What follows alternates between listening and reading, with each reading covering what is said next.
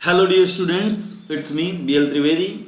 आज हम रोज की तरह इंडियन इकोनॉमी के वो इंपॉर्टेंट टॉपिक और कॉन्सेप्ट समझने की कोशिश करेंगे एमसीक्यू के माध्यम से, जो इस बार 4 अक्टूबर 2020 की यूपीएससी सिविल सर्विसेज की प्री एग्जाम में पूछे जा सकते हैं। तो आज हमारा पहला प्रश्न आप लोगों के सामने है, वो इस प्रकार से है, जैसा कि आप देख पा रहे होंगे कि स्टेटफ्लेशन में निम्न प्रभाव उत्पन्न होते हैं। यानी जब अर्थव्यवस्था में स्टेगफ्लेशन जैसी सिचुएशन होती है तो क्या दिखाई देता है? मंदी प्लस उच्च निर्यात, मंदी प्लस महंगाई, मंदी प्लस महंगाई प्लस बेरोजगारी, और बेरोजगारी प्लस महंगाई। तो इसमें से आपको राइट आंसर पर क्लिक करना है। तो मैं आपको बता देता हूं कि सबसे इंपॉर्टेंट होता है स्टेगफ्लेशन के अंदर मंदी पाई जाती है, मंदी के साथ महंगाई पाई जाती है, और महंगाई के साथ बेरोजगारी भी पाई जाती है। यानी जब अर्थव्यवस्था में मंदी, महंगाई और बेरोजगारी तीनों एक साथ पाई जाती है तो उसे स्टेगफ्लेशन की सिचुएशन कहते हैं। यहाँ पे पहला ऑप्शन इसलिए पूरी तरह से गलत हो जाता है क्योंकि मंदी के साथ उच्च निर्यात नहीं पाए जा सकते, क्योंकि मंदी, जिसे आप इंग्लिश में रिसेशन कहते हैं, इस रिसेशन के अंदर अर्थव्यवस्था में जो हम पैसे से मांग कर सकते हैं, चाहे वो वस्तु हो चाहे वो सेवा हो, इन दोनों की मांग घट जाती है। और जब इनकी मांग घट जाती है तो मांग कम होने से उत्पादन कम हो जाता है, और उत्पादन कम होने से रोजगार कम हो जाता है। यानी कहने का मतलब मंदी का सीधा अर्थ होता है कि लोगों की जो परचेजिंग पावर है वो कम हो गई है और वो वस्तु और सेवा को कम खरीद पा रहे हैं। तो अंततः मार्केट में गुड्स एंड सर्विसेज की डिमांड कम हो गई है, और डिमांड कम होने की वजह से उत्पादन कम हो जाता है, क्योंकि जब मांग ही नहीं होगी तो व्यक्ति उत्पादन करके किसे बेचेगा? भाई डिमांड होगी तभी तो सप्लाई करने में मजा आएगा। अगर आप रेगिस्तान में चले जाएं और वहां जाके इतनी ज्यादा गर्मी में गरम गरम कॉफी बेचने लगे तो वहां पे डिमांड नहीं होगी, तो आपको उत्पादन करने की आवश्यकता ही नहीं है कॉफी की। लेकिन वहां पे डिमांड है किसकी? तो आप देखेंगे आइसक्रीम की, आप देखेंगे कोल्ड ड्रिंक्स की, माजा, थम्स अप, लिम्का इत्यादि की। तो आप वहां पे मांग को देखते हुए उनका उत्पादन करेंगे तो वो तेजी से बिक जाएंगे। तो कहने का मतलब ये है कि मंदी के समय लोगों के पास परचेजिंग पावर घट जाती है और गुड्स एंड सर्विसेज की वो डिमांड नहीं कर पाते, और जब वो डिमांड नहीं कर पाते तो प्रोडक्शन कम होता है, और जैसे ही प्रोडक्शन कम होता है वैसे ही रोजगार कम होने लग जाता है, क्योंकि जब उत्पादन होगा तभी तो कंपनियां नए लोगों को रोजगार में रखेगी। तो जैसे ही मंदी आती है वैसे ही वस्तु और सेवा की मांग कम हो जाती है, उत्पादन कम हो जाता है और रोजगार कम हो जाता है, और ये एक सर्किल चलने लगता है। क्योंकि जब रोजगार कम है तो मांग कम होगी, क्योंकि पैसा नहीं आया लोगों के पास, और जब मांग कम है तो वापस उत्पादन कम होगा, उत्पादन कम है तो वापस रोजगार कम होगा, और ऐसे करके एक अर्थव्यवस्था में सर्किल चलने लगता है। तो मंदी क्या करती है? अर्थव्यवस्था में वस्तु और सेवा की मांग, उत्पादन, रोजगार आदि को घटा देती है, और इसकी वजह से जीडीपी कम होने लगती है। और अगर लगातार 6 महीने तक किसी देश की जीडीपी कम होने लग जाती है तो उसे हम मंदी के नाम से संबोधित करते हैं। अब समझते हैं कि स्टेगफ्लेशन में मंदी के साथ उच्च निर्यात क्यों संभव नहीं है, और यह क्यों आंसर गलत है। क्योंकि मंदी में आपने देखा कि मांग कम हो गई है, चाहे वो देशी हो चाहे विदेशी हो। तो जैसे ही मंदी आएगी, मंदी का मतलब ही अर्थव्यवस्था में मांग कम है, तो उच्च निर्यात कैसे हो सकते हैं? तो स्टेगफ्लेशन में मंदी प्लस उच्च निर्यात दोनों एक साथ नहीं पाए जा सकते। मंदी में मंदी प्लस महंगाई तो एक साथ होती है, लेकिन मंदी में महंगाई के साथ साथ बेरोजगारी भी जब पाई जाती है तो उसे स्टेगफ्लेशन कहते हैं। तो सबसे सही आंसर इसका सी है। यानी स्टेगफ्लेशन वह सिचुएशन है जब अर्थव्यवस्था में मंदी, महंगाई और बेरोजगारी तीनों एक साथ पाई जाती है। अब इसको थोड़ा सा समझने की कोशिश करते हैं दोस्तों हम लोग, कि स्टेगफ्लेशन के बारे में आपका नॉलेज पुख्ता हो सके। स्टेगफ्लेशन अभी हाल ही में भारत सरकार के द्वारा देश में स्टेगफ्लेशन आने के चांसेस व्यक्त किए गए हैं, और स्टेगफ्लेशन में जैसा कि मैंने आप लोगों को कहा, 2 सिचुएशन पाई जाती हैं, और ये दोनों सिचुएशन मिलकर एक तीसरी सिचुएशन को जन्म देती है। पहला तो अर्थव्यवस्था में महंगाई पाई जाती है, और दूसरा स्टेगफ्लेशन के समय अर्थव्यवस्था में मंदी यानी रिसेशन पाई जाती है। और महंगाई और मंदी दोनों मिलकर अर्थव्यवस्था में बेरोजगारी को जन्म देती है। किसको जन्म देती है? बेरोजगारी को। अब आप सोचेंगे सर कैसे? बहुत ईजी है। महंगाई का अर्थ क्या होता है? वस्तु और सेवा की कीमतों का बढ़ना। तो जब वस्तु और सेवा की कीमतें लिमिट मात्रा में बढ़ती है, यानी 10 रुपए की चीज 11 रुपए की होती है, तो लोग खरीदने में इंटरेस्टेड होते हैं। लेकिन जब 10 रुपए की चीज 15 रुपए की हो जाती है तो लोग कम खरीदते हैं, कम मांग करते हैं, तो जो चीजें महंगी हो गई उनकी मांग कम हो जाती है। और हद से ज्यादा महंगी चीजों की जब मांग कम होती है तो उत्पादन कम होता है, और उत्पादन कम होने से रोजगार कम होता है और बेरोजगारी बढ़ती है। तो महंगाई जब लिमिट मात्रा में होती है या लिमिटेड एडिशन में होती है तो वो लोगों को मोटिवेट करती है अधिक उत्पादन करने के लिए, क्योंकि जब 10 रुपए की चीज आपको 10.5 रुपए में बेचनी पड़ेगी तो आपको 50 पैसे का ज्यादा फायदा होगा, और आप उस चीज को ज्यादा बेचने की फिराक में रहेंगे तो सप्लायर को महंगाई के समय फायदा होता है और वो ज्यादा उत्पादन की ओर प्रवृत्त होता है, हालांकि कंज्यूमर को लॉस होता है। तो महंगाई जब थोड़ी थोड़ी आगे बढ़ती है तो वो लोगों को मोटिवेट करती है अधिक मात्रा में उत्पादन करने के लिए, लेकिन जब हद से ज्यादा महंगाई बढ़ने लगती है तो वो लोगों को डीमोटिवेट करती है कंजप्शन करने के लिए, और इससे मांग कम होती है। मांग कम होने से उत्पादन कम होता है, और मांग उत्पादन दोनों कम होने से रोजगार कम होता है, और अंततः अर्थव्यवस्था में बेरोजगारी आती है। और मंदी से बेरोजगारी कैसे आती है ये तो मैं बता ही चुका हूं, क्योंकि मंदी का अर्थ ही होता है कि मांग कम है, उत्पादन कम है और रोजगार कम है। और मांग, उत्पादन, रोजगार तीनों लगातार कम बने रहते हैं, और 6 महीने तक अगर किसी देश की जीडीपी कम हो जाती है तो हम उसे मंदी वाला देश कहते हैं। जैसे हाल ही में आपने देखा भारत सरकार के द्वारा जब जीडीपी के आंकड़े पेश किए गए तो -23% जीडीपी हमारे देश की आई है 2020-2021 के फर्स्ट क्वार्टर में, यानी अप्रैल, मई, जून में। उसके बाद जुलाई, अगस्त, सितंबर का अभी दूसरा क्वार्टर जो है उसके आंकड़े आने वाले हैं। तो इस दूसरे क्वार्टर में भी अगर हमारे देश की जीडीपी नेगेटिव ग्रोथ करती हुई दिखाई देती है तो लगातार 6 महीने हो जाएंगे और हमारा देश मंदी वाला देश घोषित हो जाएगा। तो महंगाई हो चाहे मंदी हो, किसे जन्म देती है तो आप समझ गए होंगे, बेरोजगारी को। तो कहने का मतलब सीधा सा यही है कि स्टेगफ्लेशन में महंगाई, मंदी और बेरोजगारी तीनों एक साथ पाए जाते हैं। अब आप ध्यान से समझेंगे तो आपको पता चलेगा कि महंगाई और मंदी की वजह से क्या पैदा हुई है, तो बेरोजगारी पैदा हुई है। तो समझदार आदमी तीनों पे ध्यान नहीं देगा, समझदार आदमी महंगाई और मंदी पे ध्यान देगा, क्योंकि अगर कारण को खत्म कर दिया गया तो उससे प्राप्त होने वाला ये जो बेरोजगारी का परिणाम है वो भी खत्म हो जाएगा। तो महंगाई को कंट्रोल करने का कार्य मोस्टली आरबीआई या रिजर्व बैंक के द्वारा अपनाया जाता है सरकार की मदद से, और सरकार की मदद से आरबीआई या बैंक इस समय यानी महंगाई के समय जो मनी पॉलिसी अपनाते हैं उसे कहते हैं dear money policy. Dear money policy, और डियर मनी पॉलिसी का अर्थ होता है हाई इंटरेस्ट रेट पर लोगों को लोन देना। लेकिन वहीं पे जब मंदी की बात आती है तो सरकारें चीप मनी पॉलिसी अपनाती है, और चीप मनी पॉलिसी का अर्थ होता है लो इंटरेस्ट रेट पर लोगों को लोन देना। यानी महंगाई बहुत ज्यादा है तो इसका सीधा अर्थ ये हो सकता है कि या तो वस्तु और सेवा की मांग ज्यादा है या फिर सप्लाई नहीं हो पा रही है, और मांग और सप्लाई के बीच जब सामंजस्य बिगड़ता है तो महंगाई जैसी सिचुएशन पैदा होती है।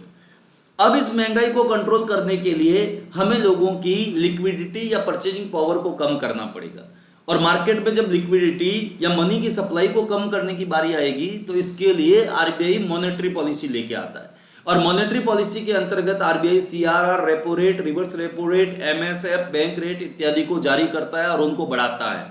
और जब ये चीजें बढ़ने लगती हैं तो फिर मार्केट में लोन लेना बैंकों से महंगा हो जाता है, और डियर मनी पॉलिसी के अंतर्गत ये सारी चीजें होती है। और आरबीआई या बैंक क्या करते हैं, 5% ब्याज दर की जगह अब डियर मनी पॉलिसी के अंतर्गत अपनी सारी मॉनेटरी पॉलिसी को हाइप करते हुए 7% तक बैंकों की ब्याज दर ले आते हैं।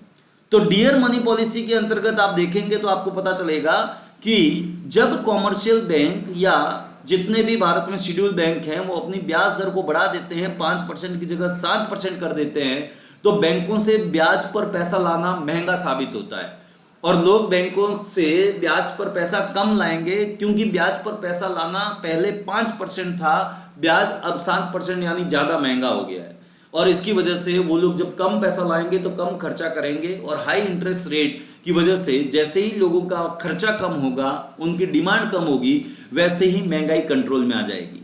लेकिन सोचने वाली बात यह है कि जैसे ही आप डियर मनी पॉलिसी लाने के बाद महंगाई को कंट्रोल करने की कोशिश करेंगे, वैसे ही मंदी बढ़ जाएगी, क्योंकि महंगाई का अर्थ है कहीं ना कहीं मांग ज्यादा है और उसकी तुलना में सप्लाई नहीं हो पा रही है। लेकिन मंदी का अर्थ है कि मांग ही नहीं है, सप्लाई तो बनी हुई है। दोनों ही कॉन्ट्राडिक्टरी सिचुएशन है, और महंगाई और मंदी जब दोनों एक साथ होती है तो जैसे कि वो बेरोजगारी को जन्म देती है और स्टैग्फ्लेशन पैदा होता है, तो सरकारें मंदी को कंट्रोल करने के लिए फिर चीप मनी पॉलिसी लाती है।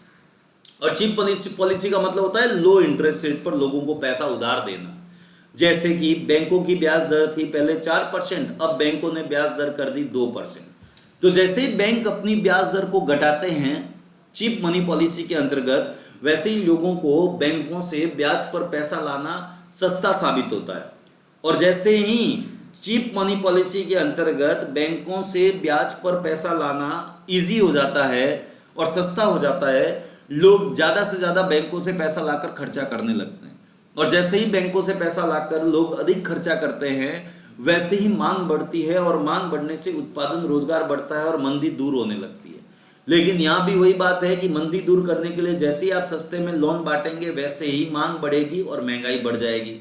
क्योंकि अभी सिचुएशन ऐसी है कि महंगाई और मंदी दोनों एक साथ पाई जा रही है। कहां पे? अर्थव्यवस्था में, क्योंकि अर्थव्यवस्था में स्टैगफ्लेशन है।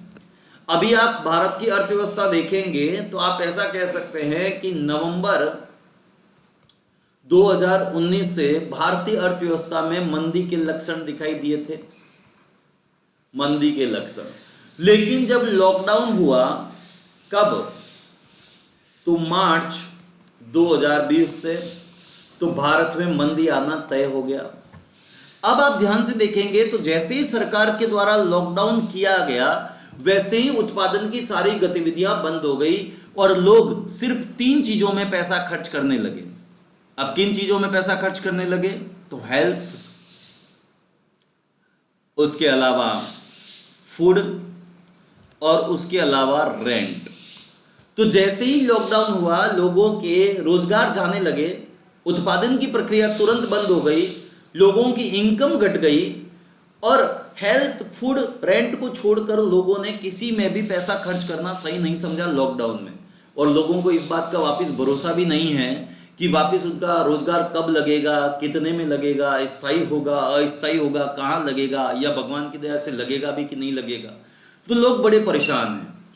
तो जैसे ही नवंबर का सिनेरियो आप देखेंगे, हमारी जीडीपी डिक्लाइन होती चली गई। एक्चुअल में देखा जाए और ढंग से बात की जाए तो जब से बीजेपी सरकार के द्वारा डीमोनेटाइजेशन और जीएसटी जैसी चीजें लाई गई थी, उसके बाद जीडीपी में ग्रोथ इतनी ज्यादा नहीं देखी गई। भले ही सरकार का राजस्व थोड़ा सा बढ़ गया, लेकिन जितनी ग्रोथ होनी चाहिए एम्प्लॉयमेंट में, जीडीपी में, उतनी ग्रोथ 2014-15 के बाद धीरे धीरे कम होती चली गई और हुई नहीं। अगर नवंबर 2019 के बाद देखें तो मैं बार बार कह रहा हूं आपसे कि हमारे देश की जीडीपी ग्रोथ रेट कम होती चली गई थी। लॉकडाउन में ही कम नहीं हुई कि हमारे देश की जीडीपी -23% सिर्फ लॉकडाउन की वजह से चली गई है। उसके पहले भी भारत सरकार के द्वारा मंदी आ रही थी और उसको दूर करने के लिए नवंबर से लेकर मार्च तक कोई ऐसे उपाय नहीं किए गए जो करने चाहिए थे। तो उसकी वजह से मंदी जो आने वाली थी उसका आना लॉकडाउन की वजह से तय हो गया। अब लॉकडाउन में मैं आपको कह रहा हूं कि रोजगार चला गया, लोगों का इनकम कम हो गई लोगों की, और उसके साथ ही आप देखेंगे तो आपको पता चलेगा कि सरकार जो है उसने भी अपने खर्चे कम करने शुरू कर दिए। तो एक तो रोजगार नहीं है लोगों के पास, एक इनकम कम होती चली गई, जो रोजगार में उनका भी 20% 30% पैसा कट के मिल रहा है, या फिर 1-2 साल बाद मिलेगा ऐसे कह के सरकार अभी काम करवा रही है, कंपनियां अभी काम करवा रही है थोड़ा बहुत पैसा देके। उसके बाद सरकारी खर्चे भी कम हो गए और कई बार सरकार ने नई भर्तियों के लिए भी मना कर दिया है। अब आप देखेंगे तो ऐसी सिचुएशन में जब लॉकडाउन है और कंपनियां काम नहीं कर रही है, लोगों का भरोसा अपने आप और सरकार पर से धीरे धीरे उठने लगा है, खास करके इकोनॉमिक एस्पेक्ट्स को लेकर। तो लोगों ने खर्चे करने बिल्कुल कम कर दिए हैं। और मैं कह रहा था कि खर्चे सिर्फ 3 क्षेत्र में कर रहे हैं पिछले 6 महीने में लोग, हेल्थ, फूड और रेंट को लेकर। तो जैसे ही लोग हेल्थ, फूड, रेंट पर ही खर्चा करेंगे सिर्फ, तो लॉकडाउन की वजह से आप देखेंगे कि उत्पादन तो क्या हो गया, तो उत्पादन तो पूरी तरह से बंद हो गया पिछले 6 महीने से हमारे देश में। लेकिन पिछले 6 महीने से मांग थोड़ी थोड़ी बनी हुई है, तो उत्पादन तुरंत बंद हो गया, सप्लाई तुरंत बंद हो गई, हेल्थ, फूड, रेंट की मांग फिर भी बनी हुई है। तो इसकी वजह से मंदी जो पहले आने वाली थी वो तो आएगी आएगी, लेकिन अब मांग बनी हुई है और उत्पादन और सप्लाई नहीं हो पा रही है। तो इन मांग और सप्लाई के गैप की वजह से क्या पैदा हो गई? महंगाई पैदा हो गई। और इन दोनों ने मिलकर पहले से हालत और खराब करके बेरोजगारी को बढ़ा दिया। तो आप कह सकते हैं स्टैगफ्लेशन आने के पीछे क्या कारण है और क्यों ऐसा कहा जाता है भारत स्टैगफ्लेशन की ओर बढ़ रहा है। आप देख सकते हैं आलू प्याज 60 से लेकर 80 रुपए किलो के आसपास पहुंच गए हैं। रोजगार 12 करोड़ लोगों का देश में चला गया है और कोरोना में हम दूसरे नंबर पर आ गए हैं जिस प्रकार से हम जनसंख्या में हैं। और सरकार अभी भी या तो बिहार के चुनाव में लगी हुई है या फिर सरकार अभी भी ऐसे कोई स्टेप नहीं उठा रही है जैसे स्टेप उसे मंदी के लक्षणों को दूर करने के लिए उठाने चाहिए। हालांकि सरकार ने एमएसएमई के लिए अच्छा काम किया है, लेकिन जो मार्केट में फास्ट मूविंग कंज्यूमरेबल गुड्स है, यानी कि जैसे हम लोग डेली रूटीन में घरों में खर्चा करते हैं, जिससे कुटीर उद्योग धंधे, हैंडीक्राफ्ट इंडस्ट्री और जो छोटे उद्योग है उनमें मांग पैदा होती है, चाहे वो नमकीन हो, बिस्किट हो, बर्गर हो, पिज्जा हो, उनकी मांग नहीं बढ़ पा रही है क्योंकि लोग घर में खाना पसंद कर रहे हैं और मार्केट से कंजप्शन की चीजों में पैसा कम खर्च कर रहे हैं और बचत की ओर अग्रसर हो रहे हैं।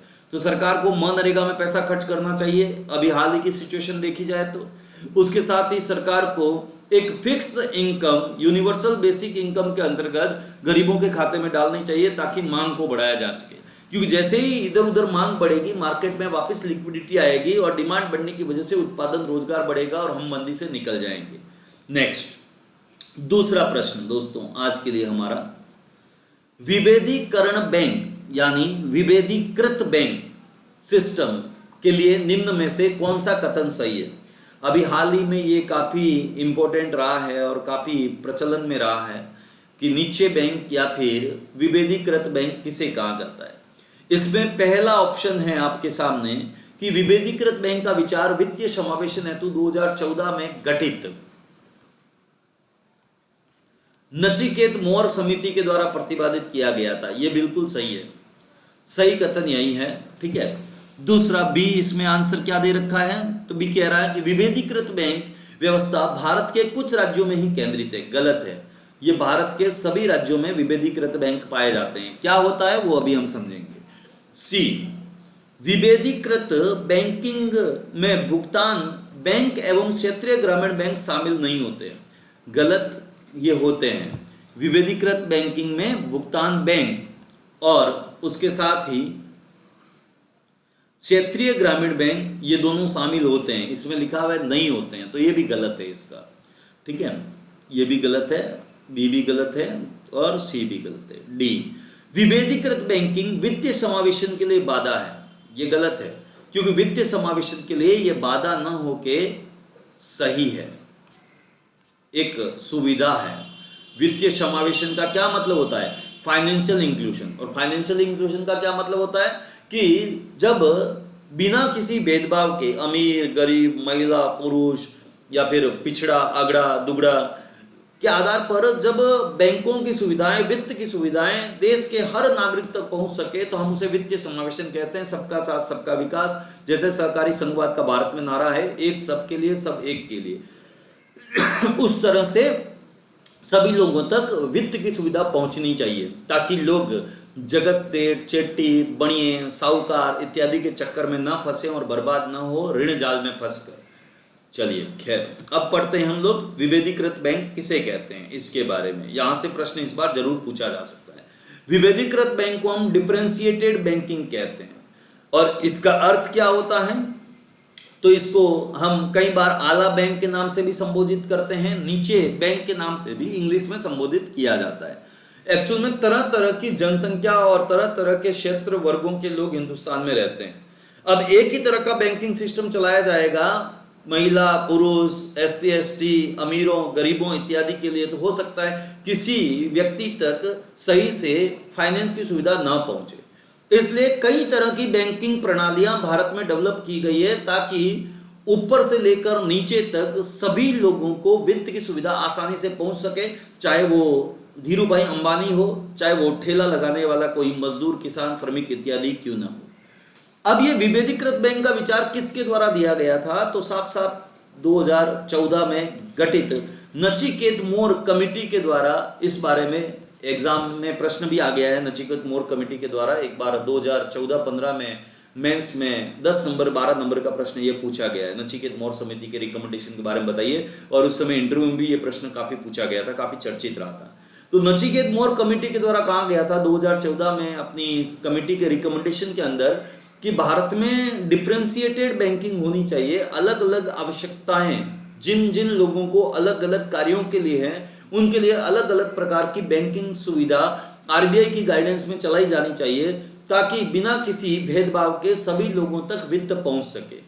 नेक्स्ट, अब इसमें क्या क्या शामिल होता है? तो जैसे भुगतान बैंक शामिल होता है, लघु वित्त बैंक यानी पेमेंट बैंक, भुगतान बैंक का अर्थ होता है पेमेंट बैंक, लघु वित्त बैंक का अर्थ होता है स्मॉल फाइनेंस बैंक, क्षेत्रीय ग्रामीण बैंक के बारे में पिछली क्लास में हम लोग पढ़ चुके हैं, डिस्कस कर चुके हैं, रीजनल रूरल बैंक कहते हैं इसको, लोकल एरिया बैंक, थोक एवं दीर्घकालिक वित्त इत्यादि की सुविधा देने वाले बैंक आदि के रूप में इनको वर्गीकृत किया जा सकता है। अब ये जो wholesale and long term finance है, ये क्या है? तो ये ऐसे बैंक होते हैं जो प्राथमिक रूप से यानी प्राइमरी रूप से इंफ्रास्ट्रक्चर के क्षेत्र में लघु मध्यम कॉरपोरेट व्यवसायों को लोन देने का कार्य करते हैं। उन्हें हम कहते हैं wholesale and long term finance banking. Next, तीसरा प्रश्न, भुगतान बैंक यानी लघु वित्त बैंक में दो प्रमुख समानताएं हैं। भुगतान बैंक एवं, आप ऐसे कह सकते हैं, भुगतान बैंक एवं लघु वित्त बैंक यानी स्मॉल फाइनेंस बैंक में प्रमुख समानताएं क्या क्या है, इसके बारे में आपको टिक लगाना है जो सही है उसके बारे में। ठीक है। ए, 100 करोड़ रुपए की न्यूनतम पूंजी होनी चाहिए, यानी पेमेंट बैंक और स्मॉल फाइनेंस बैंक के लिए जो न्यूनतम पूंजी की मांग रखी गई है सरकार के द्वारा वो 100 करोड़ रुपए दोनों के लिए, ये बिल्कुल सही है। यानी अगर आपको पेमेंट बैंक खोलना है, अगर आपको स्मॉल फाइनेंस बैंक खोलना है, तो दोनों के लिए 100 करोड़ रुपए की न्यूनतम पूंजी की आवश्यकता होती है। दूसरा, दोनों बैंक सीमा पार धन प्रेषण लेन देन कर सकते हैं। दोनों बैंक नहीं कर सकते। एक्चुअल में पेमेंट बैंक को यह सुविधा नहीं है कि वो सीमा पार धन प्रेषण करे, लेकिन स्मॉल फाइनेंस बैंक को यह सुविधा है, तो यह गलत है। तीसरा, सी, दोनों प्रकार के बैंक म्यूचुअल फंड, बीमा, पेंशन आदि की सुविधाएं देते हैं, यह भी सही है। सी, दोनों प्रकार के बैंक म्यूचुअल फंड, बीमा, पेंशन आदि की सुविधाएं देते हैं, यह भी सही है। और अगर बात करें तो आपको पता चल गया होगा कि उपयुक्त सभी कथन सही है, डी ये गलत है, क्योंकि उपयुक्त 3 कथनों में से दूसरा कथन बी कि दोनों बैंक सीमा पार धन प्रेषण का लेन देन कर सकते हैं गलत है। तो इसमें आंसर आएगा आपका ए प्लस सी, ये दोनों आंसर सही है इसमें। ठीक है। अब पेमेंट बैंक और स्मॉल फाइनेंस बैंक के बारे में हम थोड़ा सा जान लेते हैं दोस्तों। यहां से इस बार प्रश्न पूछे जाने की बहुत अधिक चांसेस हैं, बहुत अधिक आप कह सकते हैं अवसर हैं आपके पास कि आप इसको समझ के वहां पे आंसर लिख के अपनी बढ़त दूसरों की तुलना में बना सकते हैं। अब बात करते हैं कि भुगतान बैंक या पेमेंट बैंक से क्या तात्पर्य है। तो ये जो भुगतान बैंक या पेमेंट बैंक होते हैं, इनके लिए सबसे पहले हम लोगों को बात करनी पड़ेगी कि इनको कौन खोल सकता है। तो भुगतान बैंक या पेमेंट बैंक को कोई भी ऐसा संस्था जो प्रीपेड कार्ड जारी कर सकती है, जो दूरसंचार कंपनी है, जो एनबीएफसी है यानी गैर बैंकिंग वित्तीय कंपनियां हैं, जैसे नॉन बैंकिंग फाइनेंशियल कंपनीज भी कहते हैं, वो सुपरमार्केट चेन, जैसे एग्जांपल के तौर पर बिग बाजार हो गया, वॉलमार्ट हो गया, ये खोल सकते हैं। उसके अलावा कॉरपोरेट सेक्टर्स जो भी हैं वो भी खोल सकते हैं, और सार्वजनिक क्षेत्र के उपक्रम जैसे सेल, बेल, गेल, ओएनजीसी इत्यादि ये पेमेंट बैंक की स्थापना कर सकते हैं। लेकिन वहीं अगर हम स्मॉल फाइनेंस बैंक की बात करें तो स्मॉल फाइनेंस बैंक वे वित्तीय कंपनियां होती हैं जो लोकल एरिया बैंक के क्षेत्र में काम कर चुकी होती है कम से कम 10 साल तक, और ऐसे व्यक्ति या ऐसी कंपनियां जो 10 वर्ष तक सूक्ष्म वित्त की सुविधाएं, माइक्रो फाइनेंस की सुविधाएं लोकल एरिया बैंक के नाम पर दे चुकी होती है, वो अपना स्मॉल फाइनेंस बैंक खोल सकती है। अब बात करते हैं पात्रता, यानी कि क्वालिफिकेशन क्या है भुगतान बैंक की और स्मॉल फाइनेंस बैंक की। अब पहली क्वालिफिकेशन तो यही है जो हमने अभी प्रश्न में समझी थी कि 100 करोड़ रुपए की न्यूनतम पूंजी होनी चाहिए, चाहे आप भुगतान बैंक खोलिए, चाहे आप स्मॉल फाइनेंस बैंक खोलिए। तो पेमेंट बैंक के लिए भी 100 करोड़ रुपए चाहिए खोलने के लिए, और स्मॉल फाइनेंस बैंक के लिए भी 100 करोड़ रुपए चाहिए। दूसरा, जमा राशि का 75% भाग सरकारी बॉन्ड के रूप में जमा रखना अनिवार्य होता है। यानी पेमेंट बैंक अगर आप खोल रहे हैं तो जितनी भी आपके पास जमा राशि है उसका 75% भाग सरकारी बॉन्ड के रूप में आपको जमा रखना पड़ेगा। उसके अलावा अगर हम बात करें स्मॉल फाइनेंस बैंक की, तो इसमें यह लिखा गया है कि जो भी प्राइमरी सेक्टर लैंडिंग होगी, जो पिछली क्लास में हमने पढ़ा था, वो इसकी सीमा 75% है। बाकी सब जो भी कॉमर्शियल और शेड्यूल बैंक है उसके लिए प्राइमरी सेक्टर की सीमा 40% है। पिछली क्लास में हम लोग पढ़ चुके हैं अच्छे से। उस पिछली क्लास के मेरे वीडियो की भी देख लेना, वहां से भी प्रश्न आएंगे इस बार, ठीक है। तो प्राथमिक क्षेत्र के लिए 75% ऋण की सीमा रखी गई है स्मॉल फाइनेंस बैंक के लिए। लेकिन अगर हम बात करें इधर पेमेंट बैंक की, तो पेमेंट बैंक में कम से कम 26% निवेश भारतीयों द्वारा किया जाना अनिवार्य है। यानी पेमेंट बैंक खुल रहा है तो कम से कम 26% पैसा भारत के लोगों का लगा होना चाहिए। वहीं पे स्मॉल फाइनेंस बैंक के लिए कहा गया है कि 25% शाखाएं वंचित क्षेत्रों में, जैसे गांव में, आदिवासी एरिया में, हिली स्टेशन पे, यानी रूरल रीजनल बैंक या क्षेत्रीय ग्रामीण बैंक की तरह ही स्मॉल फाइनेंस बैंक भी रूरल एरियाज में काम करेगा। कम से कम 25% बैंक की शाखाएं तो वहां होनी ही चाहिए। ऐसा इसके लिए भी सरकार के द्वारा, आरबीआई के द्वारा तय किया गया है। अब अगर पेमेंट बैंक कोई ऐसा है जो 100 करोड़ रुपए की न्यूनतम पूंजी से खुल गया, लेकिन उसकी नेट वर्थ बढ़ते बढ़ते 500 करोड़ रुपए हो गई, तो इसे सूचीबद्ध होना पड़ेगा और सरकार के पास अपनी सारी इंफॉर्मेशन हर दूसरे शेड्यूल और कॉमर्शियल बैंक की तरफ पहुंचानी पड़ेगी हर बार जब सरकार के नियम और कानून आएंगे तब। और जैसा सरकार हर 3 महीने में क्वार्टरली रिव्यू करती है बैंकों का, आरबीआई करता है, वैसे इसको पहुंचाना पड़ेगा। अगर बात करें आगे पेमेंट बैंक की, तो बैंकिंग सेवाओं से वंचित क्षेत्रों में इसे भी 25% शाखाएं खोलनी पड़ेगी। यानी पेमेंट बैंक हो चाहे वो स्मॉल फाइनेंस बैंक हो, सरकार के द्वारा फिक्स कर दिया गया है 25% आपकी जो शाखाएं होगी वो ऐसे एरियाज में खोली जाएगी जो अभी तक भारत में डेवलप नहीं है, जैसे rural areas, coastal areas, hilly areas, desert areas, tribal areas इत्यादि, ठीक है। अब पेमेंट बैंक की अगर बात की जाए तो इसमें एक बात और इंपॉर्टेंट है कि एक खाते में अधिकतम 1 लाख रुपए की जमा सीमा है।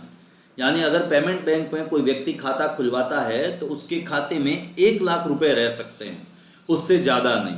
जैसे आपका पेटीएम हो गया, तो पेटीएम की जो मैक्सिमम लिमिट है वो 1 लाख रुपए है। तो इस प्रकार से आप समझ गए होंगे कि पेमेंट बैंक और स्मॉल फाइनेंस बैंक में क्या डिफरेंस होता है। स्क्रीनशॉट ले लीजिए और इसके बाद इसको पूरा अच्छे से याद कर लीजिए। कोई भी यहां से बात छूटनी नहीं चाहिए। आगे और है इनके बारे में थोड़ी सी इंफॉर्मेशन, वो भी हम देख लेते हैं। अगर बात करें पेमेंट बैंक की कि ये कौन कौन सी सुविधाएं या सेवाएं अपने कंज्यूमर को दे सकते हैं, तो पेमेंट बैंक इंटरनेट बैंकिंग की सुविधा प्रदान करते हैं। चाहे वो एयरटेल का हो, चाहे वो पेटीएम हो, ये सब इंटरनेट बैंकिंग के माध्यम से ही अपना कारोबार करते हैं। मोस्टली इनको इंटरनेट बैंकिंग चाहिए, मोबाइल, लैपटॉप या फिर कंप्यूटर की सुविधा होनी चाहिए। लेकिन मैंने आपको पहले ही बता दिया था कि पेमेंट बैंक हो चाहे वो स्मॉल फाइनेंस बैंक हो, ये म्यूचुअल फंड, बीमा, पेंशन आदि के विक्रय की सुविधा रखते हैं।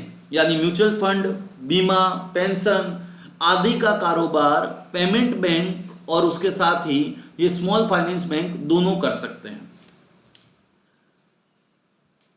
अब स्मॉल फाइनेंस बैंक में एक सुविधा और है कि आरबीआई की अनुमति मिलने के बाद ये पूर्ण बैंक के रूप में परिवर्तित हो सकते हैं। यानी अगर स्मॉल फाइनेंस बैंक चाहे और उसका कारोबार अच्छे से चल रहा हो तो वो आरबीआई की अनुमति मिलने के बाद एक शेड्यूल बैंक या फिर एक कॉमर्शियल बैंक की तरह काम करने लग सकता है, पूर्ण एक बैंक के रूप में परिवर्तित हो सकता है, ठीक है। भुगतान पेमेंट बैंक जो होता है वो एटीएम की सुविधा प्रदान कर सकता है। प्रतिबंधित सेवाएं जो पेमेंट बैंक को नहीं देनी है या नहीं दे सकता, क्रेडिट कार्ड जारी नहीं कर सकता पेमेंट बैंक। उसके साथ ही ऋण वृद्धि करना, जितनी सरकार ने बोली है 1 लाख की लिमिट, वो सरकार के हिसाब से ही काम करेगा। अपनी मर्जी से 2 लाख रुपए जमा नहीं रख सकता। सीमा पार प्रेषण का लेन देन नहीं कर सकता। ऐसे नहीं कि यहां से इंटरनेट के माध्यम से आप मेरे खाते में और मैं आपके खाते में तो डाल देता हूं पैसा, और ऐसा नहीं होना चाहिए कि हम लोगों ने आपस में मिलकर या अलग अलग भी विदेशों में पैसा ट्रांसफर कर दिया। ये नहीं होना चाहिए, ये होता भी नहीं है। पेमेंट बैंक को इस बात की सुविधा नहीं दी गई है, वो ये काम कर ले कि अपने देश का पैसा बाहर विदेशों में संप्रेषित कर दे या भेज दे। एनआरआई जमा की स्वीकार्यता पेमेंट बैंक नहीं कर सकता। पेमेंट बैंक एक्चुअल में इंटरनेट के माध्यम से ज्यादा काम करता है और इसकी लिमिट भी 1 लाख रुपए के आसपास रखी गई है। वो इसीलिए कि हम डेली रूटीन में जो चीजें खरीदते हैं या फिर सामान लेने के लिए जाते हैं तो इसमें इसका उपयोग किया जा सके। इस पे पेमेंट बैंक का ये मेथड नहीं है कि भाई आपने इस बैंक के माध्यम से विदेशों में अपने भाई बहन को पैसा भेज दिया, उन्होंने आपके खाते में पैसा भेज दिया, तो ये सीमा पार का जो प्रेषण होता है, लेन देन होता है, उसको प्रतिबंधित किया गया है पेमेंट बैंक में। इसीलिए क्रेडिट कार्ड भी जारी नहीं कर सकता। एनआरआई जो नॉन रेजिडेंशियल इंडियंस है, बाहर रहने वाले लोग, उनकी जमाएं भी ये स्वीकार नहीं करता है। नेक्स्ट, स्मॉल फाइनेंस बैंक के लिए क्या प्रतिबंधित है? ये बड़े आकार के ऋण नहीं दे सकता। अनुषंगिक कंपनी आरंभ नहीं कर सकता। अनुषंगिक कंपनी यानी कि जैसे एम नाम का कोई स्मॉल फाइनेंशियल बैंक है तो उसने सी नाम का कोई छोटा बैंक और खोल दिया बीच में, ऐसा नहीं हो सकता, ठीक है। और ये कोई वित्तीय उत्पादों का क्रय विक्रय भी नहीं कर सकते अपनी मन मर्जी से। जैसे कोई भी ऐसे उत्पाद जो अपनी मन मर्जी से ये चलाना चाहे, जहां से 2 रुपया आ सकता है इनको फाइनेंस सेक्टर से संबंधित, चाहे वो डिबेंचर हो, चाहे वो आपका बॉन्ड हो, ये अपनी मर्जी से नहीं कर सकते स्मॉल फाइनेंशियल बैंक। नेक्स्ट, चौथा प्रश्न, ठीक है, मर्चेंट डिस्काउंट के संबंध में सत्य कथन को पहचानिए। चौथा प्रश्न आप लोगों के सामने है कि मर्चेंट डिस्काउंट रेट किसे कहते हैं? ए, हाल ही में आरबीआई के द्वारा रुपए एवं यूपीआई के माध्यम से भुगतान पर आरोपित एमडीआर को समाप्त कर दिया गया और उस जगह पे नई व्यवस्था शुल्क के रूप में लागू की गई है। ये गलत है। ये merchant discount rate MDR, merchant discount rate MDR, ठीक है, इसके संबंध में ये वाली बात जो ए ऑप्शन कह रहा है ये गलत है। क्यों गलत है? क्योंकि आरबीआई के द्वारा रुपए एवं यूपीआई के माध्यम से भुगतान पर आरोपित एमडीआर को समाप्त तो कर दिया गया, ये बिल्कुल सही बात है, लेकिन कोई नई व्यवस्था लागू नहीं की गई है, ठीक है। तो ये आधा सही है आधा गलत है, तो ए जो है वो गलत है। बी, एमडीआर को बैंक से वसूल किया जाता है, ये भी गलत है। एमडीआर को बैंक से वसूल नहीं किया जाता है, ग्राहक से वसूल किया जाता है। सी, रुपए भारत का प्रथम घरेलू डेबिट एवं क्रेडिट कार्ड नेटवर्क है। रुपए बिल्कुल सही है। रुपए जो है वो भारत का प्रथम घरेलू डेबिट एवं क्रेडिट कार्ड नेटवर्क है। डी, एसबीआई भारत के खुदरा भुगतान एवं निपटान प्रणालियों के संचालन हेतु एक अम्ब्रेला संगठन है। एसबीआई नहीं है, जो हम आपस में ट्रांजैक्शन करते हैं, चाहे वो पेटीएम के माध्यम से हो, एयरटेल के माध्यम से हो, इसके बीच में नोडल एजेंसी या अम्ब्रेला संगठन एसबीआई न होके एनपीसीआई है। एनपीसीआई, इसको ध्यान रखना है हमेशा। भीम ऐप के बारे में ये काफी फेमस हुआ था, एनपीसीआई। तो एनपीसीआई ये काम करता है। अब आप में से कई सारे बच्चे ऐसे होंगे जो बोलेंगे कि सर मर्चेंट डिस्काउंट रेट क्या होता है? एक्चुअल में जब हम बैंकों से ट्रांजैक्शन करते हैं और अपने खाते से किसी दूसरे के खाते में कुछ पैसा भेजते हैं तो कुछ पैसा काट लिया जाता है कस्टमर के अकाउंट से, या कम कर दिया जाता है परसेंटेज के रूप में, जो बहुत ही कम होता है, 10, 20, 15 रुपए। उसी को मर्चेंट डिस्काउंट रेट कहते हैं, क्योंकि बैंक ये सुविधा दे रही है तो उसे वो ग्राहक से वसूल कर लेती है। तो उसके बारे में सारा प्रश्न है जो इस बार के एग्जाम में पूछा जा सकता है।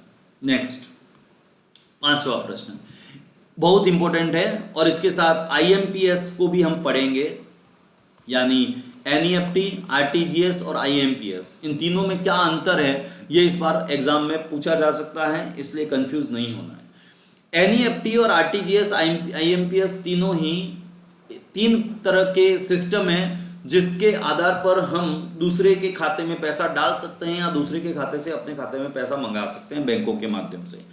पहला इसमें अंतर के बारे में कह रहा है कि एनईएफटी में धन हस्तांतरण के लिए लगभग 2 घंटे लगते हैं, वहीं आरटीजीएस में यह तत्काल हो जाता है। बिल्कुल सही है। एनईएफटी में अगर आप धन का हस्तांतरण करना चाहते हैं, एक जगह से दूसरी जगह पर भेजना चाहते हैं, तो एनईएफटी में उसके लिए 2 घंटे लगते हैं, लेकिन आरटीजीएस जो होता है वो तुरंत हो जाता है, तत्काल हो जाता है। इसीलिए आपने देखा होगा कि कई बार लोगों से आप पैसा मांगते हैं या फिर आपने कहीं सुना होगा कि आरटीजीएस कर देना यार, तो आरटीजीएस तत्काल हो जाता है। दूसरा ऑप्शन, एनईएफटी में न्यूनतम हस्तांतरण की कोई सीमा नहीं है, परंतु आरटीजीएस में 2 लाख रुपए की न्यूनतम सीमा निर्धारित है। बिल्कुल सही। ज़्यादातर कंपनियों में जो एम्प्लॉयज़ काम करते हैं उसका आरटीजीएस किया जाता है, क्योंकि मैक्सिमम सैलरी लगभग 90% क्या 95% लोगों की हमारे देश में 2 लाख से कम ही है। तो इसका मतलब 2 लाख से कम सैलरी सबकी जो है वो आरटीजीएस के माध्यम से पहुंच जाती है।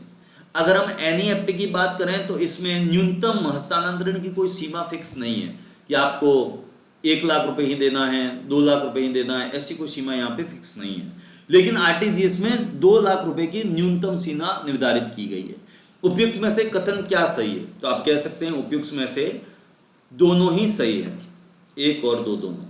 अब इसके बारे में हम थोड़ा सा पढ़ लेते हैं डिजिटल भुगतान मेथड के बारे में कि भारत में कैसे काम करता है, और उसके साथ ही हम ये भी समझने की कोशिश करेंगे कि एनईएफटी, आरटीजीएस और एमपीएसआई क्या है, सुर्खियों में क्यों है। पहले इसकी बात करें हम डिजिटल पेमेंट की, तो हाल ही में भारत सरकार के द्वारा डिजिटल भुगतान को बढ़ाने के लिए कई प्रकार के मेथड अपनाए गए हैं, ठीक है।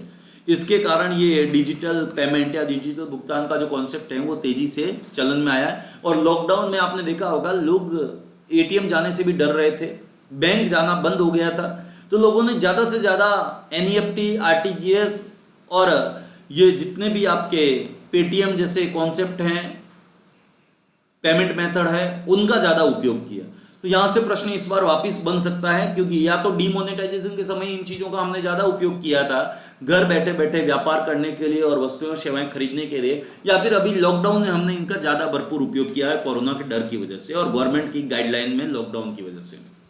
नेक्स्ट, आरबीआई ने एनईएफटी व आरटीजीएस के माध्यम से भुगतान पर शुल्क को समाप्त कर दिया है, साथ ही बैंकों को इसके लाभ ग्राहक तक पहुंचाने के निर्देश दिए हैं। यानी आरबीआई ने हाल ही में एनईएफटी और आरटीजीएस के ऊपर जो शुल्क लिया जाता था, जिसे मर्चेंट डिस्काउंट रेट कहते हैं, इसको समाप्त कर दिया है।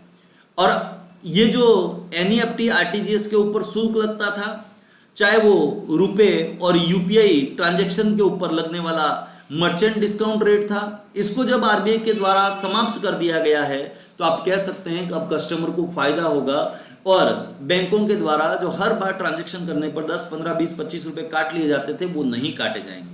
तो अब एनईएफटी, आरटीजीएस पर भी शुल्क नहीं लगेगा ट्रांजैक्शन करने पर पैसे का, और रुपए यूपीआई के माध्यम से भुगतान करने पर जो मर्चेंट डिस्काउंट रेट ग्राहक से लिया जाता था, ग्राहक से, याद रखना बैंक से नहीं, ग्राहक से एमडीआर यानी मर्चेंट डिस्काउंट रेट लिया जाता था, वो भी आरबीआई के द्वारा समाप्त कर दिया गया है।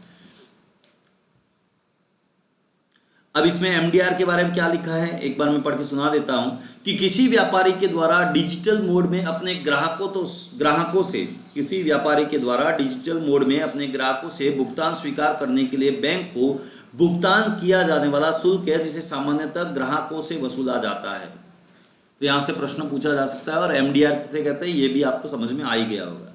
नेक्स्ट, इसके अतिरिक्त 50 करोड़ रुपए आरबीआई ने क्या किया है, 50 करोड़ रुपए या उससे अधिक के वार्षिक कारोबार करने वाले सभी व्यावसायिक कंपनियों को रुपए या यूपीआई मोड के तहत ग्राहकों को भुगतान की सुविधा प्रदान करना अनिवार्य कर दिया है। यानी 50 करोड़ रुपए या इससे अधिक का जो सालाना कारोबार करने वाली कॉमर्शियल कंपनीज हैं, उनको आरबीआई ने कहा है कि आप कस्टमर के साथ अपना जितना भी पेमेंट का ट्रांजैक्शन है वो यूपे और यूपीआई मोड के माध्यम से ही करेंगे। अब ये जो रुपए और यूपीआई मोड है वो कौन हैंडल करता है, तो एनपीसीआई यानी भारतीय राष्ट्रीय भुगतान निगम, national payment corporation of India, NPCI, national payment corporation of India, NPCI का पूरा नाम है national payment corporation of India, जो भारत में इन रुपए और ये जो रुपए कार्ड वगैरह हैं या आपका भीम ऐप है या फिर आपका पेटीएम है, इसके मध्य में एक नोडल एजेंसी की तरह काम करता है और इसको एक सिंगल अम्ब्रेला की तरह हैंडल करता है। ये मैंने अभी सब समझा ही दिया है। रुपे भारत का प्रथम घरेलू डेबिट एवं क्रेडिट कार्ड भुगतान नेटवर्क है, इसके बारे में हमने बात कर ही ली है, पिछली बार प्रश्न में आया ही था तो आप कर चुके होंगे। अब बात करते हैं कि जो एनईएफटी है, आरटीजीएस है और आईएमपीएस है, इन तीनों में क्या अंतर है। तो देखो, एनईएफटी आरबीआई रेगुलेट करता है, आरटीजीएस आरबीआई रेगुलेट करता है, लेकिन जो IMPS है वो यानी Paytm, Airtel, Bhim app, Google पे, इनको कौन कंट्रोल करता है? तो NPC यानी national payment corporation of India, वो IMPS को कंट्रोल करता है। अब इनके निपटान का क्या तरीका है? तो NEFT जो होता है वो आधे घंटे के बैच पर होता है, यानी NEFT अगर कर दिया आपने तो हर आधे आधे घंटे बाद आपका नंबर आएगा, और अगर आपका उसमें स्लॉट में नाम है तो आपका पेमेंट क्लियर कर दिया जाएगा, अदरवाइज 2 घंटे में तो कर ही दिया जाएगा। लेकिन वहीं RTGS की अगर बात की जाए तो ये एक एक जैसे जैसे आप पेमेंट करते जाएंगे बैंक उसको निपटाता जाएगा। IMPS के अंदर भी ऐसा ही होता है, यानी RTGS और IMPS में तुरंत ही ट्रांजैक्शन हो जाता है। आपने देखा होगा हम सामान खरीदने जाते हैं पेटीएम या गूगल पे से, जैसे ही पैसा देते हैं सामने वाले के खाते में तुरंत पैसा पहुंच जाता है। लेकिन वही अगर आप NEFT करेंगे तो आधे घंटे बाद आपका नंबर आएगा और मैक्सिमम 2 घंटे लग सकते हैं सामने वाले के खाते में पैसा पहुंचने में। नेक्स्ट, न्यूनतम हस्तांतरण सीमा। NEFT में कोई सीमा नहीं है, न्यूनतम हस्तांतरण सीमा यानी आप किसी के खाते में मिनिमम कितना पैसा डाल सकते हैं। तो NEFT के अंतर्गत कोई सीमा नहीं है, 1 रुपया, 2 रुपया, 10 रुपया, 100 रुपया, 5,000, 50,000, 2 लाख, ऐसे कोई मिनिमम सीमा नहीं। लेकिन RTGS अगर आपको करना है तो मिनिमम 2 लाख रुपए का RTGS आपको करना पड़ेगा। 2 लाख, 4 लाख, 10 लाख, 15, 50 लाख, ऐसे आप पैसा खर्च कर सकते हैं या दूसरे के खाते में डाल सकते हैं। IMPS में 1 रुपया है, इसलिए आपने देखा होगा कि हम किसी भी व्यक्ति को गूगल पे के माध्यम से, पेटीएम के माध्यम से, एयरटेल या भीम ऐप के माध्यम से हम 1, 2, 10, 20, 50, 500 कितने ही रुपए दे सकते हैं। ठीक है। अधिकतम हस्तांतरण, न्यूनतम हस्तांतरण की सीमा तो आप पढ़ चुके हैं, NEFT में कोई न्यूनतम की सीमा नहीं है। लेकिन अगर बात करें NEFT में अधिकतम हस्तांतरण की क्या सीमा है, तो इसमें कोई सीमा नहीं है। 50,000 रुपए प्रति हस्तांतरण आप कर सकते हैं, यानी NEFT में कोई सीमा नहीं है। आप 50,000 रुपए तक हस्तांतरित कर सकते हैं, किसी के खाते में डाल सकते हैं एक बार में, यह सीमा जरूर है, एक बार में सिर्फ 50,000 रुपए जा सकते हैं। अगर बात करें RTGS की तो इसमें कोई सीमा नहीं है, 2 लाख रुपए से अधिक कितना ही पैसा आप किसी के खाते में RTGS करवा सकते हैं। लेकिन अगर बात करें IMPS की तो अधिकतम सीमा है 2 लाख रुपए, यानी IMPS के जो माध्यम है, मोड है, उसके माध्यम से आप किसी के खाते में सिर्फ ज्यादा से ज्यादा 2 लाख रुपए डाल सकते हैं। नेक्स्ट, धनराशि हस्तांतरण की गति। मैंने पहले ही बताया है NEFT 2 घंटे और बाकी जो RTGS है और IMPS है उसमें तत्काल हो जाता है पैसा ट्रांसफर। सेवा की उपलब्धता, NEFT 24/7 यानी 24/7 कभी भी उपलब्ध रहता है। RTGS बीच बीच में कभी बंद हो जाता है लेकिन फिर भी ये उपलब्ध रहता है। जैसे संडे को छुट्टी हो गई तो हो सकता है आपका मंडे को पैसा ट्रांसफर होगा, सैटरडे को आधी छुट्टी रहती है बैंकों की तो हो सकता है आपका मंडे को पैसा ट्रांसफर होगा। ये थोड़ी सी समस्या RTGS में आती है, तो इसीलिए ज़्यादातर लोग जो RTGS करते हैं वो सोमवार से लेकर जो है बुधवार गुरुवार तक कर देते हैं ताकि जल्दी से हो जाए। अब बात करते हैं IMPS का, तो ये भी 24/7 यानी 24/7 की ये सुविधा उपलब्ध है। तो NEFT और IMPS आप कभी भी कहीं भी कर सकते हैं। RTGS करने के लिए आपको देखना पड़ेगा कि बीच में शनिवार रविवार तो नहीं है। माध्यम, अगर बात करें माध्यम की तो NEFT ऑनलाइन ऑफलाइन दोनों हो सकते हैं, RTGS ऑनलाइन ऑफलाइन दोनों हो सकते हैं, लेकिन जो NPCI national payment corporation of India के माध्यम से जो पेटीएम, गूगल इत्यादि करते हैं वो सिर्फ ऑनलाइन हो सकता है, जिसे IMPS कहते हैं। ठीक है दोस्तों, चलिए नेक्स्ट प्रश्न है छठा, सोशल स्टॉक एक्सचेंज के संबंध में निम्न में से सत्य कथन की पहचान कीजिए। सोशल स्टॉक एक्सचेंज का अभी हाल ही में कॉन्सेप्ट चला है काफी, इसमें से भी प्रश्न पूछा जा सकता है, तो आपको इसमें से जो राइट आंसर है उसकी पहचान करनी है कि इसमें से राइट आंसर कौन सा है सोशल स्टॉक एक्सचेंज को लेकर। ए, यह इलेक्ट्रॉनिक रूप से फंड जुटाने के लिए एक प्लेटफॉर्म होता है जो निवेशकों को सामाजिक उद्यमों के शेयरों को खरीदने की अनुमति प्रदान करता है और ऐसे शेयरों की एक्सचेंज द्वारा गहन जांच की जा चुकी होती है। बी, सामाजिक उद्यम राजस्व का सृजन करने वाला एक ऐसा व्यवसाय होता है जिसका प्राथमिक उद्देश्य सामाजिक लक्ष्यों को प्राप्त करना होता है, उदाहरण के लिए स्वास्थ्य, स्वच्छ ऊर्जा इत्यादि। सी, यह निवेश और पारदर्शिता बढ़ाने के उद्देश्य से गैर लाभकारी संस्थाओं द्वारा फंड जुटाने हेतु क्राउड सोर्सिंग प्लेटफॉर्म के रूप में कार्य करता है। क्राउड सोर्सिंग का मतलब होता है कि भीड़ से पैसा इकट्ठा करना, उसके रूप में ये सोशल स्टॉक एक्सचेंज कार्य करता है। दोस्तों इसमें सभी सही है, आंसर डी है इसका। सोशल स्टॉक एक्सचेंज इस बार काफी इंपॉर्टेंट है क्योंकि ये काफी चर्चा में रहा है।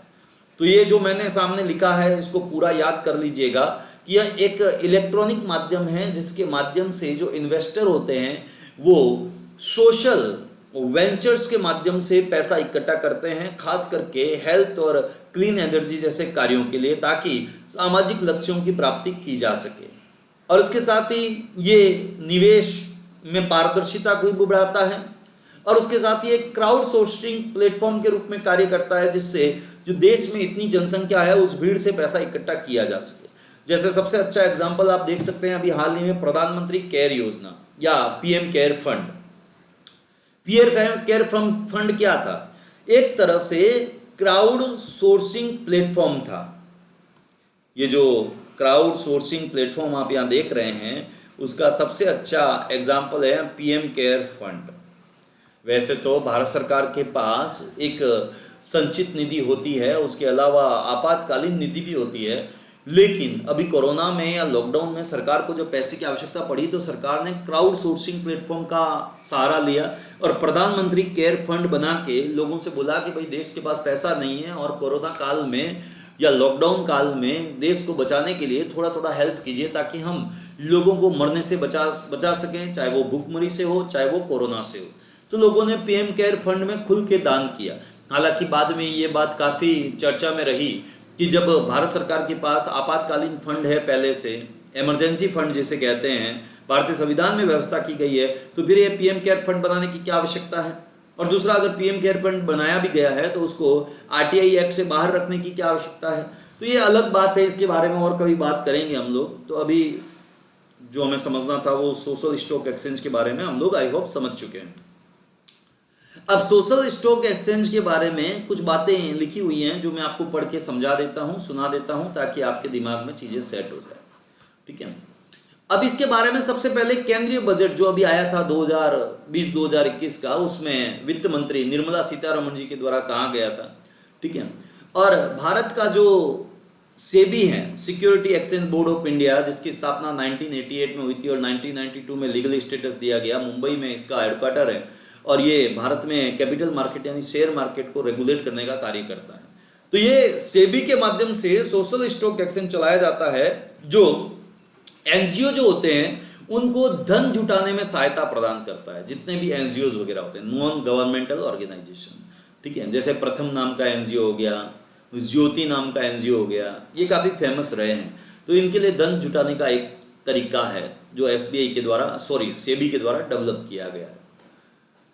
इलेक्ट्रॉनिक रूप से यानी इंटरनेट, कंप्यूटर, लैपटॉप के माध्यम से ये फंड जुटाता है। इस तरह का एक सोशल स्टॉक एक्सचेंज का प्लेटफॉर्म है जो सेबी से जुड़ा हुआ है। खास करके एनजीओ के लिए ये प्लेटफॉर्म बनाया गया है, जैसा आप देख पा रहे होंगे, जैसा आप समझ पा रहे होंगे। ठीक है, चलिए प्रश्न नंबर 7। प्रश्न नंबर 7 ये कहता है कि मेथनॉल अर्थव्यवस्था के संबंध में निम्नलिखित में से सत्य कथन क्या है?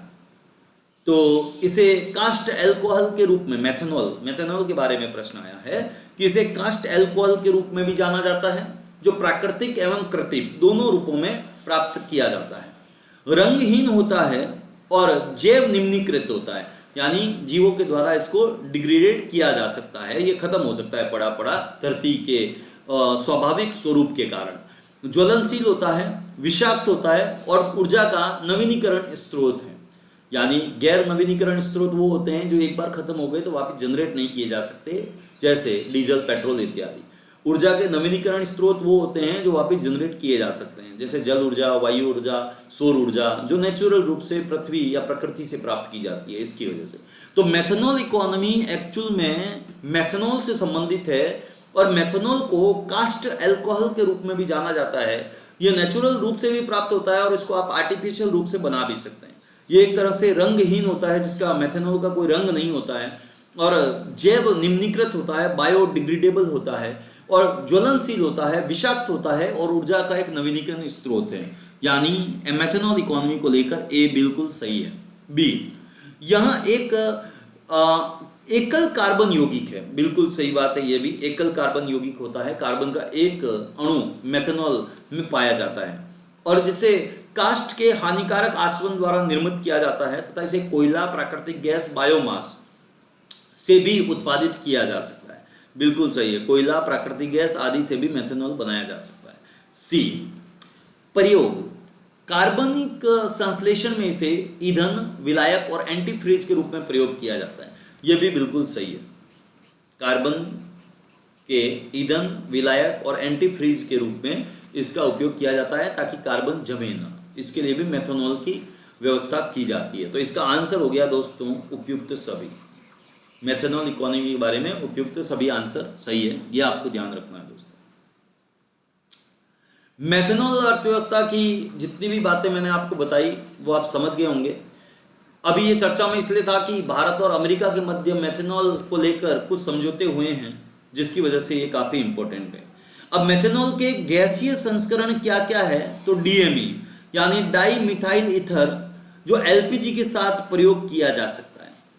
तो मेथनॉल का जो गैसीय संस्करण है, मेथनॉल लिक्विड होता है, इसका जो गैसीय संस्करण होता है वो डीएमई होता है, यानी डाई मिथाइल ईथर, जिसे एलपीजी के साथ प्रयोग किया जाता है या किया जा सकता है। ठीक है। भारतीय मानक ब्यूरो अधिनियम 2016 के द्वारा इसे ईंधन के रूप में प्रयोग या प्रमाणित किए जाने की अनुमति प्रदान कर दी गई है मेथनॉल को।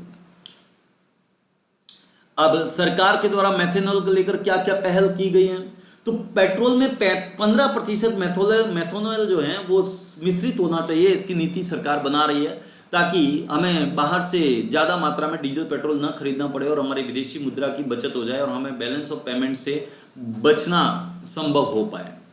नेक्स्ट, कोल इंडिया लिमिटेड CIL ने पश्चिम बंगाल में कोयला आधारित मेथनॉल संयंत्र स्थापित करने की अपनी योजना को प्रस्तावित किया है और उसके साथ ही मेथनॉल इकोनॉमी फंड जो है सरकार के द्वारा समय समय पर 4,000-5,000 करोड़ रुपए के रूप में जारी किया जा रहा है ताकि मेथनॉल इकोनॉमी को बूस्टअप किया जा सके और मेथनॉल का उपयोग अधिक से अधिक किया जा सके ताकि ऑटोमोबाइल कंपनीज जो हैं वो घाटे में न रहे और FDI और रोजगार हमारे यहां बढ़े। नेक्स्ट, 8वां प्रश्न, मेथनॉल इकोनॉमी मेथनॉल पे बेस्ड होती है, मेथनॉल से संबंधित प्रश्न यहां से आ सकता है, उसमें क्या किया गया क्या नहीं ये भी मैं बता चुका हूं। अब बात करते हैं 8वां प्रश्न है गैस इकोनॉमी के संबंध में। तो गैस इकोनॉमी के संबंध में निम्न कथनों पर विचार करते हुए सत्य कथन छांटिए। ए, NEGG यानी north east gas grid project परियोजना इंद्रधनुष गैस ग्रिड लिमिटेड IGGL द्वारा क्रियान्वित की जा रही है, जो तेल एवं गैसों के केंद्रीय सार्वजनिक क्षेत्र के 5 उपक्रमों गेल, IOCL, OIL यानी ऑयल इंडिया लिमिटेड और ONGC और NRL का एक संयुक्त उपक्रम है। बिल्कुल सही बात है, एक प्रकार का प्रोजेक्ट है NEGG जो north east gas grid project के रूप में गैस को डेवलप करने CNG, LPG इत्यादि खास करके के लिए कार्य करेगा और ये भारत के जो 5 सार्वजनिक उपक्रम है गेल, IOCL, OIL, ONGC, NRL, इनका संयुक्त उपक्रम है, सब लोग मिले हुए हैं इसमें पूर्वोत्तर क्षेत्र के सभी 8 राज्य शामिल हैं। बिल्कुल सही, मेघालय, मणिपुर, मिजोरम, त्रिपुरा, नागालैंड इत्यादि और उसके साथ ही 7 सिस्टर में बाकी जो बचे हुए हैं वो भी इस गैस इकोनॉमी के NEGG यानी north east gas grid project में शामिल हो जाते हैं। यानी ए भी सही है गैस इकोनॉमी के बारे में और बी भी सही है। अब बात करते हैं सी की।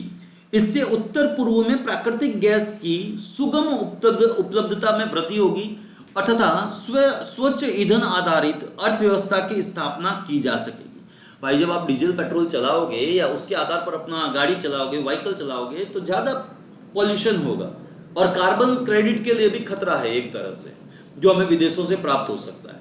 लेकिन अगर कंपनियां कार्बन क्रेडिट चाहती है और ओजोन परत को कम क्षति पहुंचाते हुए, विकास की गति को बनाए रखते हुए सतत और समावेशी विकास को करना चाहती है, तो उन्हें जरूर गैस इकोनॉमी, मेथनॉल इकोनॉमी जैसी अर्थव्यवस्थाओं को या तरीकों को अपनाना पड़ेगा, ऊर्जा के नवीनीकरण व्यवस्थाओं और क्षेत्रों को अपनाना पड़ेगा, तौर तरीकों को अपनाना पड़ेगा।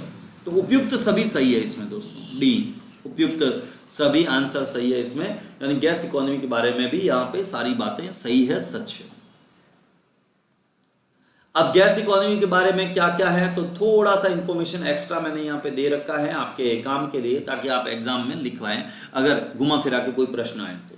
मैंने पहले ही आपको बता दिया कि इसमें 8 राज्य शामिल हैं और उत्तर पूर्व में प्राकृतिक गैस की सुगम उपलब्धता के लिए 8 राज्य जो उत्तर पूर्व के सभी हैं उनमें यह शुरू किया गया है।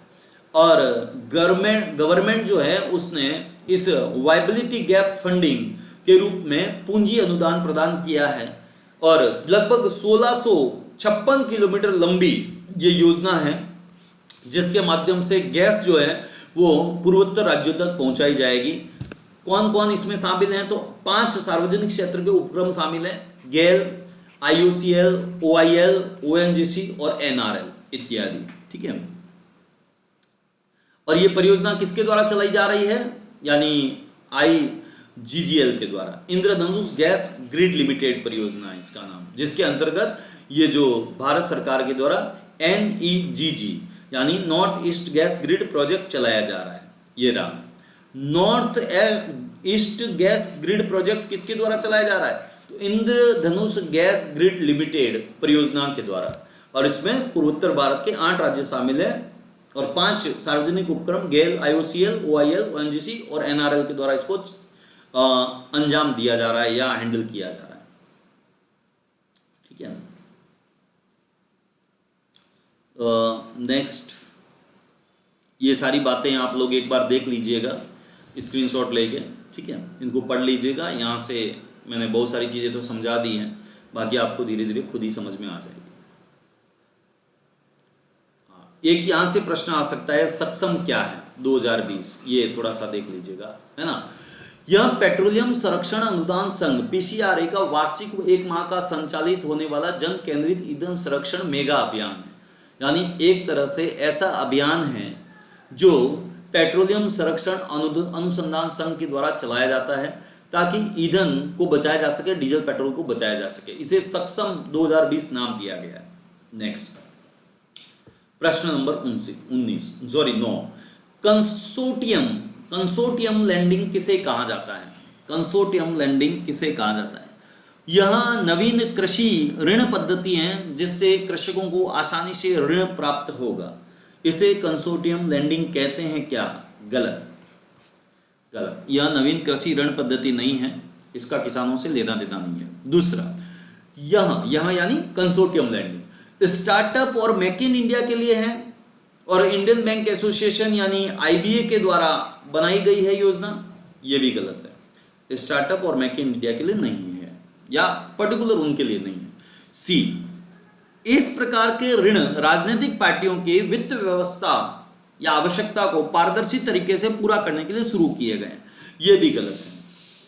बच जाता है डी। तो डेफिनेटली जब 3 में हम कॉन्फिडेंट है कि तीनों गलत है, तो जो बच गया वो तो आंसर सही होगा एलिमिनेशन मेथड के माध्यम से, तो डी आंसर है। कंसोर्टियम लैंडिंग क्या है, एक बार इसको समझ लेते हैं। कंसोर्टियम लैंडिंग एक ऐसी प्रक्रिया है जिसके अंतर्गत कई बैंकों के द्वारा सामान्य मूल्यांकन और प्रलेखन के आधार पर किसी उधारकर्ता को ऋण प्रदान किया जाता है तथा इसके द्वारा संयुक्त पर्यवेक्षण अनुग्रही कार्रवाई की जाती है। यानी कंसोर्टियम लैंडिंग का मतलब होता है बैंकों से अगर किसी व्यक्ति ने लोन मांगा है तो बैंक आपस में अपने डाटा को आदान प्रदान करके उस व्यक्ति की साख के बारे में जानेंगे, रेपुटेशन के बारे में जानेंगे, क्रेडिटेबिलिटी के बारे में जानेंगे। उसमें थोड़ा समय लग जाता है, लेकिन बैंकों को इस बात का फायदा हो जाता है कि जिस व्यक्ति के बारे में वो लोन देने की सोच रहे हैं उस व्यक्ति का मार्केट वैल्यू क्या है। इसी को कहते हैं कंसोर्टियम लैंडिंग, यानी कंसर्न है बैंक उसके प्रति लैंडिंग करने में। तो आपस में पूछ रहे हैं कि भाई तुम्हारे पास ये व्यक्ति पहले पैसा लेके गया, कितना लेके गया, क्या हिसाब किताब रहा इसका, विजय माल्या की तरह आपको दिवालिया करके तो नहीं भाग गया, कहीं हमें दिवालिया करने के तो नहीं आया है। इस तरह की बातें यहाँ पे सॉर्ट आउट की जाती हैं। ये कंसोर्टियम लैंडिंग के बारे में यहाँ पे इंफॉर्मेशन दे रखी है, आप यहाँ से भी इसके बारे में पढ़ सकते हैं, ठीक है। तो आप समझ में आ जाएगा ये है क्या। नेक्स्ट, एक आईबीए के बारे में, इंडियन बैंकिंग एसोसिएशन के बारे में आपको जानना है कि यह भारतीय बैंकों और वित्तीय संस्थाओं का संघ है जिसका गठन 1946 में हुआ था। यानी कंसोर्टियम लैंडिंग का कॉन्सेप्ट जो है वो आईबीए के द्वारा लाया गया, इंडियन बैंकिंग एसोसिएशन के द्वारा लाया गया, जो वित्तीय संस्थाओं का एक ऐसा संघ है जिसका गठन 1946 में किया गया था। और इसका उद्देश्य है भारत में स्वस्थ और प्रगतिशील बैंकिंग के सिद्धांतों और उपायों को प्रोत्साहित करना और विकसित करना, ताकि रचनात्मक बैंकिंग को बल मिले। तो ये इंपॉर्टेंट है, यहाँ से इसको भी देख लेना, खास करके किसके बारे में, तो आईबीए के बारे में, यहाँ से प्रश्न पूछा जा सकता है। नेक्स्ट, 10वां, सार्वजनिक वितरण प्रणाली का संचालन किसके द्वारा किया जाता है। 10वां प्रश्न है कि जो पीडीएस सिस्टम होता है, यानी पब्लिक डिस्ट्रीब्यूशन सिस्टम होता है, पब्लिक डिस्ट्रीब्यूशन का संचालन किसके द्वारा किया जाता है, इसके बारे में थोड़ा सा जानना है। सार्वजनिक वितरण प्रणाली, पीडीएस, पब्लिक डिस्ट्रीब्यूशन सिस्टम, तो ये किसके द्वारा किया जाता है, तो केंद्र के द्वारा या राज्य के द्वारा, दोनों के द्वारा, या इनमें से किसी के द्वारा नहीं। पीडीएस क्या होता है अभी समझा दूंगा मैं। तो देखिए, दोनों के द्वारा किया जाता है, ठीक है। तो इसमें आंसर होगा सी। क्या है, इसको थोड़ा सा जान लेते हैं। सार्वजनिक वितरण प्रणाली का संचालन केंद्र और राज्य दोनों सरकारों के द्वारा किया जाता है। FCI, food corporation of India के माध्यम से केंद्र सरकार जो है वो अनाज की खरीद करती है किसानों से, उनका भंडारण करती है, अनाज का परिवहन करती है, जबकि राज्य सरकार जो है वो अपने राज्य में इसको बंटवाती है राशन की दुकानों के माध्यम से। यानी राज्य सरकार की जो जिम्मेदारी है वो बंटवाने की है, परिचालन करने की है, और वो गरीबी रेखा से नीचे लोगों की पहचान करती है, राशन कार्ड जारी करती है, उचित मूल्य की दुकानों के कामकाज को देखती है। लेकिन जो किसानों से सस्ते दामों पर अनाज खरीदने का कार्य है वो फूड कॉर्पोरेशन ऑफ इंडिया के माध्यम से भारत सरकार के द्वारा किया जाता है, जिसे एमएसपी कहते हैं, मिनिमम सपोर्टिंग प्राइस कहते हैं। अब जिन बच्चों को नहीं पता उन बच्चों को मैं बता देता हूँ पीडीएस सिस्टम के लिए थोड़ी सी बातें, डिटेल में तो हम बाद में पढ़ेंगे, अभी प्री नज़दीक है इसलिए हल्का सा बता देता हूँ। वैसे आप में से बहुत सारे बच्चे इसके बारे में बहुत सारी बातें पहले से जानते होंगे। पीडीएस सिस्टम क्या होता है, तो भारत सरकार साल में 2 बार रबी और खरीफ की फसलों के समय कुछ जरूरी फसलों के लिए एमएसपी की घोषणा करती है। एमएसपी का मतलब होता है मिनिमम सपोर्टिंग प्राइस, न्यूनतम समर्थन मूल्य। यह वह मूल्य होता है जिस पर भारत सरकार अपने देश के किसानों को भरोसा दिलाती है कि आप उत्पादन कीजिए, अगर अतिरिक्त उत्पादन हो गया तो आपको घबराने की जरूरत नहीं है। आपके अगर अनाज की कीमत मार्केट में कम हो गई तो हम उसे मिनिमम इस प्राइस पे खरीद लेंगे। तो किसान निश्चित होकर अपना उत्पादन करता है और अतिरिक्त उत्पादन जो होता है उसे एमएसपी के माध्यम से फूड कॉर्पोरेशन ऑफ इंडिया के हाथों भारत सरकार को बेच देता है। अब ध्यान आपको ये रखना है यहाँ पे एमएसपी की घोषणा कौन करता है, तो सीएसीपी करता है, commission for agriculture cost and price. 24 खाद्यान्न फसलें और 4 गैर खाद्यान्न फसलें जिसमें शामिल है खास करके गन्ना, जूट, कपास, तंबाकू आदि के लिए एमएसपी की घोषणा की जाती है। अब एमएसपी की घोषणा जो CACP, commission for agriculture cost and price के द्वारा कर दी गई है, तो अब किसानों से एमएसपी के माध्यम से अनाज का संग्रहण कौन करेगा, इकट्ठा करेगा एफसीआई, और अपने यहां वो बफर स्टॉक बनाएगा, बफर स्टॉक। और अब इस बफर स्टॉक में एकत्रित अनाज को बाद में राज्य सरकारों की मदद से देश के गरीबों में सस्ते दामों पर राशन की दुकानों के माध्यम से बांट दिया जाता है। यह पूरी प्रक्रिया पीडीएस सिस्टम कहलाती है।